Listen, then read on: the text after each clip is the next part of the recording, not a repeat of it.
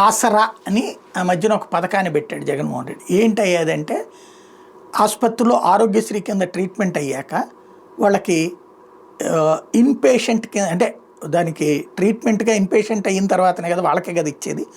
అది అయిపోయాక కొన్ని రోజులు రెస్ట్ తీసుకోమంటారు.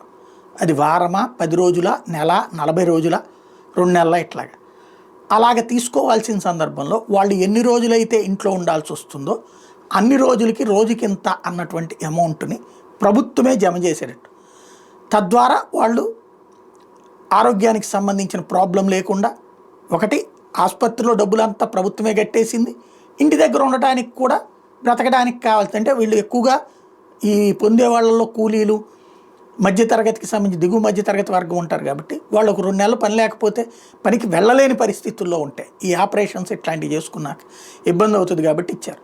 ఇప్పుడు ఆ డబ్బులు కూడా ఇవ్వట్లేదు. తాజాగా సాక్షి హైలైట్ చేసింది అది.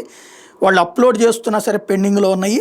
ఆసుపత్రి నుంచి డిశ్చార్జ్ అయిన 24 గంటలను బ్యాంక్ ఖాతాలో ఇదివరకు నగదేస్తే ఇప్పుడు పక్కన పెట్టేశారు అన్నటువంటి పాయింట్ని హైలైట్ చేసింది.